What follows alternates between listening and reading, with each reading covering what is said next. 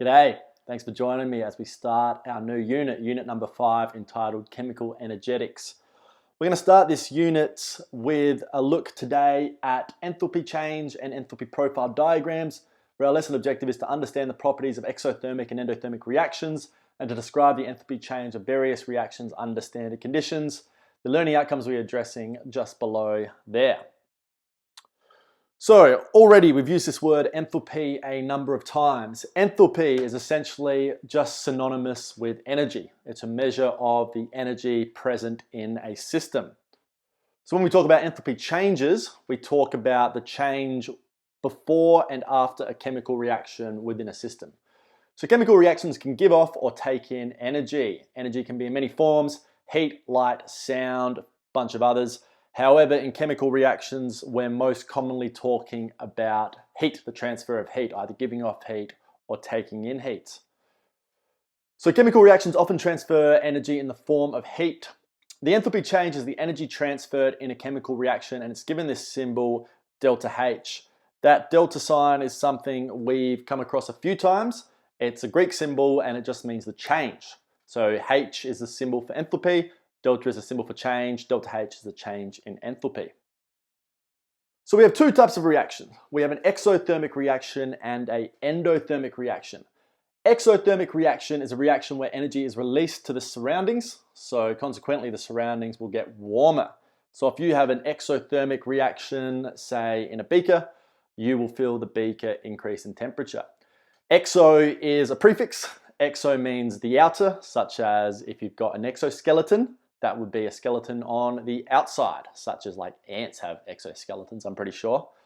You can remember that because exo sounds like exit, and you go out of an exit, so energy goes out of the reaction.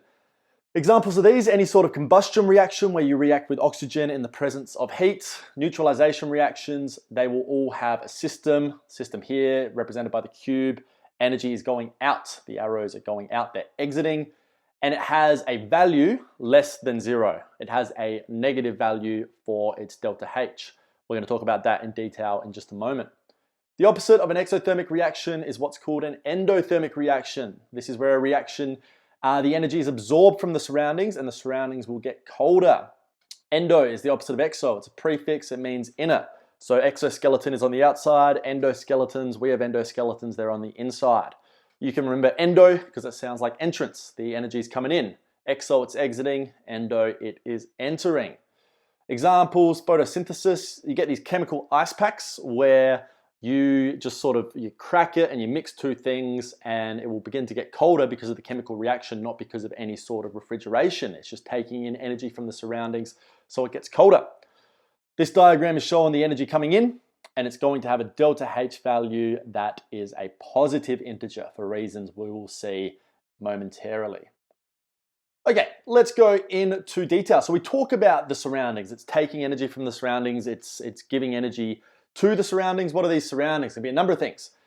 It could be the solvent the reactions are dissolved in. For example, if you're doing wet chemistry, when you're mixing two things in water for the reaction to occur in water as a solvent.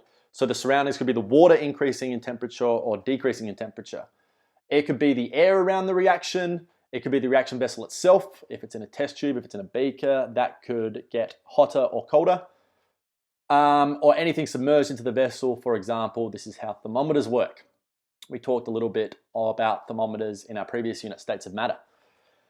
Many chemical reactions also require some energy to get them started. Some will occur spontaneously, but a lot of them need some sort of initial energy for the reaction to occur.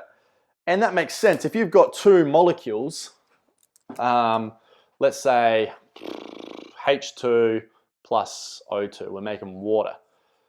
If we've got a hydrogen molecule, what's on the outside of a hydrogen molecule? It's all the electrons, isn't it? There's sort of a cloud of electrons, all the positive charges on the inside. If we have an oxygen molecule, similar sort of thing. We have it's surrounded by negativeness, negative electroness. So these two things are going to sort of repulse each other because of this outer electron cloud. So you need some sort of initial energy to overcome that repulsion before the reaction can actually take place. So that's what's called the activation energy, the energy needed to activate the reaction. And then from there, it'll either give off energy or take in energy. Majority of chemical reactions will be exothermic, much more common than finding endothermic reactions. Enthalpy. Enthalpy, the energy exchange between a chemical reactions and its surroundings at constant pressure, is the enthalpy change. Delta H represents the change in enthalpy systems, and it also always has to have a sign. So if it's got a negative sign, we know that it's going to be exothermic. If we've got a positive sign, we know it's going to be endothermic. So you always have to have a negative or positive when you're writing the values. The magnitude, how big the value is, will tell us how much energy it's taking off or how much energy it's taking in, yeah? So a really big negative number is going to be a very exothermic reaction. A small negative number is going to be a small exothermic reaction. It's not giving off much heat at all. Similarly with the endothermic, very large endothermic is going to take in lots of energy, so it's going to get very cold. Very small endothermic, it's only going to take in a little bit of energy, so it'll just get a little bit cold. The enthalpy refers to the sum of the internal energy of a system plus the product of the system's pressure and volume. So we have the equation down the bottom. The enthalpy change is going to be equal to the enthalpy of the products minus the enthalpy of the reactants. And depending on the size of these two, will depend if it's positive or negative. We're going to go into this in more detail in just a second. We're going to graph it and it's all going to become very clear. Let's look into this equation in a bit more depth. It takes energy to break apart bonds. So in this chemical reaction that I've got on the board, if I were to balance it, we would have two of these being formed and we need two of those over there. So essentially, what we're doing is all the atoms are the same atoms on both sides of the reaction arrow. So the two oxygen atoms there are the two oxygen atoms here. The four hydrogens are the 1, 2, 3, 4 hydrogen atoms. What we're doing in a chemical reaction is we are changing the conformation that they're bonded together in. So essentially what we're doing is we're breaking the bonds here and then we're forming new bonds over here. In order to break the bonds, that requires energy because covalent bonds are stable and covalent bonds are strong. So we have to break them, we have to supply energy to the system. Something that takes in energy is an endothermic process. Then when we make the bonds, we are releasing the energy. We have an exothermic process.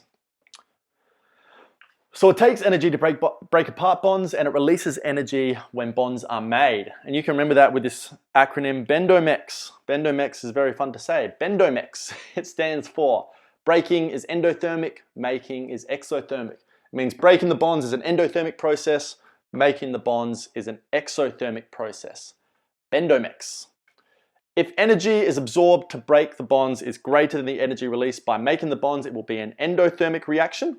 So what that's saying is if we need more energy to break the bonds over here than we release over here, we're going to end up with an endothermic overall reaction. If the opposite, if we have more energy released when we make the bonds than is needed to break the bonds, we're going to end up with an exothermic reaction. Let's have a look at a question here. Methane burns in oxygen, combustion reaction, to make carbon dioxide and water. Using the following bond energies, determine what the enthalpy change is for this reaction. You can have a go. If you want to pause that, have a go yourself. Otherwise, you can check it when we continue now. First thing we're going to do is have a balanced chemical reaction. So we have methane, gaseous form, combustion reaction with oxygen, forming carbon dioxide plus water. Let's put water in the gaseous form. We've got to make sure it's balanced. We've got 4 hydrogens, so I need 2 of these to make sure we've got 4 hydrogens, 2 of those to make sure we've got 4 oxygens, all balanced. Let's have a look at the bonds that we have present. Over here we have 1 methane molecule with 4 CH bonds, 2 lots of oxygen bonds, so we've got 2 O2 bonds. Over here we have 1 carbon dioxide, so we've got 2 lots of C double bond O, and we have 2 hydrogen bonds. All right, let's look at the values we were given. We know that 1 CH bond is 413 kilojoules per mole. That's how much energy that bond has. You will never have to remember these values. They will be given to you. If we look at our methane, we have 4 lots of CH bonds. 1 there, 1 there, 1 there, and 1 there. So we got 4 times 413 kilojoules per mole of energy in that methane. We got 2 O double bond O, so we've got 2 lots of 497 over here. If I add this up, we can work out the energy needed to break all of these bonds. So 4 times 413 plus 2 times 497 gives me a value of 2646 kilojoules per mole of energy. Now, one quick thing to note. This is the energy needed to break all of those bonds. This isn't the energy of the products, that's different. The enthalpy of the products is what enthalpy these molecules will have. This right here is the energy needed to break the bonds in these molecules. If we do the same thing with our products, we have 2 C double bond O bonds, so that's 2 lots of 743 kilojoules per mole of energy, and we've got 4 OH bonds, so that's going to be 4 lots of 463 kilojoules per mole. I add all of this up in old friend calculator. 2 times 743 plus 4 times 463, 3338 kilojoules per mole. Now, the same thing, this is the energy released when these bonds are made. It is not the energy of the products. So it is not the value for the H of the products up here. That's different. That's something we're going to see in just a second. So in order to determine the enthalpy change, we can see that we are making more energy than we are using to break the bonds. And that makes sense because it's a combustion reaction. We know that combustion reactions are always going to give off heat. So we can get the delta H of the reaction. Am I in room here? Yep. Delta H of the reaction by getting the value of the energy needed to break the bonds and subtracting that from the value when we make the bonds. If I go 2646 minus 3338, we end up with minus 692 kilojoules per mole for this reaction to take place. So this combustion reaction needs to give off that amount of energy. And we know it's exothermic, we know it's giving off the energy because it is a minus value for delta H. If we go over here and we check that, hopefully that is what we see. Excellent. Okay, now let's have a look at what these values are referring to, the enthalpy of the products and the enthalpy of the reactants. We can show this graphically in these things called enthalpy profile diagrams. Okay, if the H of the products is greater than the H of the reactants, it will be an endothermic reaction. And we can see a positive value for the delta H on the enthalpy profile diagram. What do I mean by that? Let's go over here and draw some graphs. I have a reaction with products forming from certain reactants. I am measuring the energy as I am doing this reaction. So I've got my energy here and I have the reaction pathway just as the reaction goes along, yeah? If I have the energy of the products being greater than the energy of the reactants, we will be an endothermic reaction. So I have my products, or let's say I have my reactants with a certain amount of energy there. They're just sitting there, that's the energy of my reactants. Then I mix them together, reaction takes place, I end up with some products. If my products are higher than the reactants, I have an endothermic reaction because I have had to have taken in energy in order for this to be greater than that. I have a delta H here that is a positive value. We have to have taken in the energy in order to form these products because they have a higher energy than the reactants.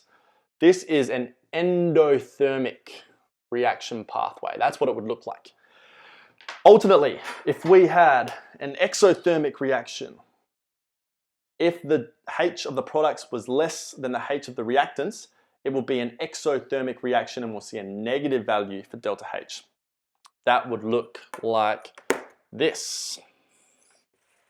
I've got my energy, so I've got a different reaction here.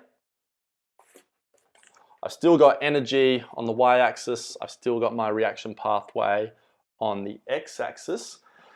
However, in this instance, we have the H of the products being less than the H of the reactants. So I have my reactants with a higher energy here, reactants, and then I have my products at a lower energy there. So in this case, we have to have lost energy. So the energy difference here is going down. We're losing that energy to the surroundings. This is a delta H that is a negative value. This is an exothermic reaction. So hopefully you can see graphically why we always have a positive for the endothermic, because the products have more energy than the reactants, so we have to have gained energy, so we're taking the energy in from the surroundings, so we have a positive delta H. Over here for the exothermic, we're losing energy. The products have less energy, so this energy has to go somewhere. You can't just create or destroy energy, it's transferred in different forms.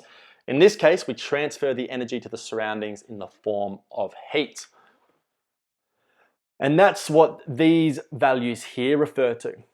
When we're talking about the idea that we have the bond values, in this case for our reaction here we have an exothermic, that minus 692 kilojoules, that would be the value that would be here. So in that previous example that I just did on the whiteboard, that would be a scenario where our delta H is equal to minus 692 kilojoules per mole. Yeah, so we've taken into account the energy needed to break the bonds of the reactants, the energy formed when we make the products, but they're different to what the energy of the reactants and what the energy of the products are.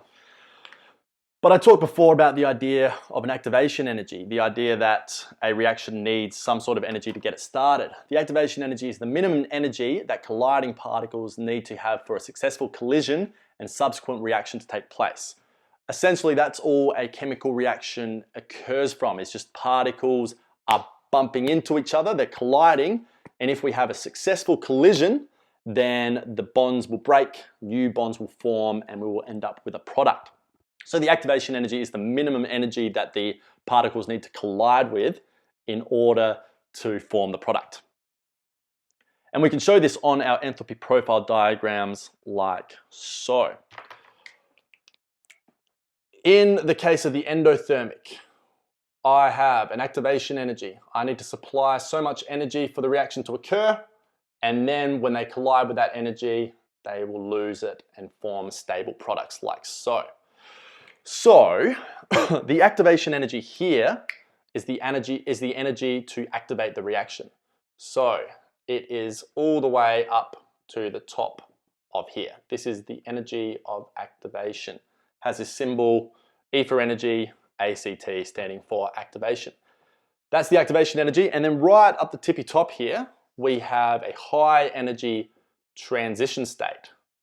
And this is when it's transitioning from the reactants to the products. It's very high energy. This is the form where it's breaking the bonds and making the bonds simultaneously.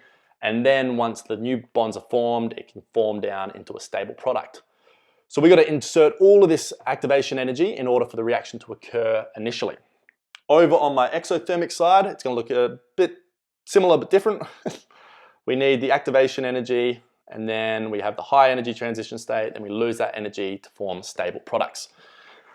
So in this case, the activation energy needed is this part here, enough to get over this high energy transition state. So we'll have the transition state at the top there for the exothermic reaction.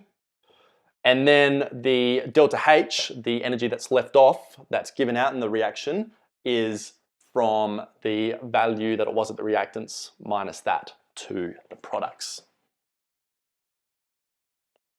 All right, a lot to unpack there. What does it say under there? I think it just mentions the transition state is at the top of the peak. So they're very similar to one another, the exothermic and the endothermic reactions. It's just which one has more energy. If the products have more energy than the reactants, it's going to be endothermic. If the reactants have more energy than the products, it's going to be exothermic. You can calculate these delta H values by determining the energy needed to break the bonds, the energy needed to make the bonds, and then subtracting them from each other. Just one final thing to conclude this part of the lesson. So when we're talking about the energy to break the bonds. This is the energy to break the bonds. This is the energy to make the bonds. So when we subtract them from each other, we get that positive delta H value. This here, this is the energy to break the bonds. This is the energy to make the bonds. And when we subtract them, we get this negative. So if we think back to our methane example just before, this is the energy to break the methane and the oxygen atoms bonds with one another, and that was about 2,000 kilojoules. This is the energy to form the carbon dioxide and the water, and this was 3,000 something kilojoules. So when we subtract that from that, we end up with our delta H. On to the second part of the lesson. Our enthalpy values are really good for comparing reactions very quickly and very easily. We can see if they're given off heat, taken in heat, and to what magnitude they are doing that. But when we're doing a comparison, we got to make sure it's a fair comparison. If I'm having a fruit growing competition with my neighbor and we're measuring how big our fruit goes, and I bring an orange to measure and he brings a watermelon to measure, that's not very fair. We've got to make sure that we're both measuring oranges. That's a good little analogy I just came up with. Enthalpy changes are useful for comparing reactions, but to make comparisons of enthalpy fair, we must use the same conditions. So we have these standard conditions. So these standard conditions is analogous to me and my neighbor saying, nah, we're going to compare our oranges, not our watermelons. We say at standard conditions, we have a pressure of 10 to the 5 pascals, which is 100 kilopascals, approximately equal to 1 atmosphere. 1 atmosphere is essentially just the pressure that we are at above our sea level where we are. Temperature of 298 Kelvin, 25 degrees Celsius. That's just your sort of standard room temperature. So these two are both very easy to achieve or to assume you're achieving when you're in a lab environment. And we're also saying that each substance involved in the reaction is in its normal physical state at these conditions, whether that's a solid, a liquid, or a gas. So if we got hydrogen gas, it would be gas at room temperature at these standard conditions. I should say not room temperature, at these standard conditions. If we have iodine, it would be a solid. If we have water, it would be a liquid. Whatever the substance would be in at these standard conditions, that's what you're assuming it's in. And it's denoted with this plimsoll symbol. This plimsoll symbol is a circle with a line through it. So delta H plimsoll is telling you that this is the delta H at these conditions. Interestingly, plimsoll comes from the water line on the ships, and it's something like the line at which the water can't go past or the ship's at risk of sinking, something like that. And I think they used it because it looks like a zero with a cross, like it's crossing out a zero. So it's saying it's not at zero, it's at standard conditions. Anyway, neither here nor there. And I might be wrong, but that's just pretty sure I read that along the line somewhere. All right, so the enthalpy of change of the reaction, so delta H at standard conditions. This is telling me the reaction at standard condition. This is the general case to describe the enthalpy change when the amount of reactants shown in the equation react to give products under standard conditions. So this is the type of delta H we've been looking at so far. We're just adding this plimsoll to say that we're looking at it at standard conditions. But there are a number of specific standard enthalpy changes that we need to be familiar with, and we're going to go through each of them now. The first is the enthalpy change of formation, delta H, plimsoll, F. F for formation, plimsoll showing its standard conditions. This is the enthalpy change when 1 mole of a compound is formed from its elements under standard conditions. So sodium plus half chlorine gas goes to sodium chloride. So the formation, the enthalpy needed at standard conditions would be this value here, negative, showing us it's an exothermic process. So you got to think if it's going to be metallic or molecular, so sodium is a metal, so it would just be sodium like that, whereas chlorine gas in its standard conditions it would be Cl2, it's a diatomic molecule. So we make sodium chloride, we have half the chlorine gas because we've only got 1 chlorine over here, and it's the formation, so we can only have 1 sodium chloride there. The second is the enthalpy change of combustion, delta H plimsoll C, C for combustion. The enthalpy change when 1 mole of a substance is burnt in excess oxygen under standard conditions. So we have methane, combustion of methane, so gas, gas, gas for methane, oxygen, and carbon dioxide, but water will be a liquid in standard conditions, so the delta H standard conditions for combustion would be that value. Now bear in mind that some of these symbols can be applied more than once. So for example, this reaction here could be a delta H plimsoll C because it is a combustion reaction, but it is also just a general reaction. So it could also be delta H plimsoll R. So there might be some things that are applicable for multiple things. Third one, enthalpy change of neutralization. N for neutralization, delta H plimsoll N. The enthalpy change when 1 mole of water is formed by the reaction of an acid with an alkali under standard conditions. So just an acid-base reaction, the enthalpy change when you make a mole of water from a neutralization reaction. Fourth one, enthalpy change of solution. The enthalpy change when 1 mole of solute is dissolved in a solvent to form an infinitely dilute solution under standard conditions. So in this case, we have the sodium chloride with the aqueous. So this is just saying that it's being dissolved in water. And this concept of an infinitely dilute solution just means that it does not produce any further enthalpy change when more solvent is added. So this is the case where we have an endothermic. If you add sodium chloride, if you dissolve it, you will take in energy, and you can try that for yourself. If you get water and you dissolve salt in it, you will see that the temperature is going to go down because it's an endothermic process. This enthalpy changes solution for sodium chloride. So you will feel the water get colder because that is taking in that energy to undergo that process. Then we have the enthalpy change of atomization, delta H plimsoll AT, AT for atomization. This is the enthalpy change when 1 mole of gaseous atoms is formed from its element under standard conditions. So for example, half H2 gas going to just a single atom. So you're forming a single atom of whatever the substance is. Endothermic process, this is going to take energy to break that covalent bond. And the final one, enthalpy change of hydration, delta H plimsoll HYD, hyd for hydration. The enthalpy change when 1 mole of a hydrated salt is formed from 1 mole of the anhydrous salt under standard condition. Anhydrous means no water present, so the anhydrous is the copper sulfate here, whereas the hydrous has water present, so that would be this one here. It's just the enthalpy change for that process.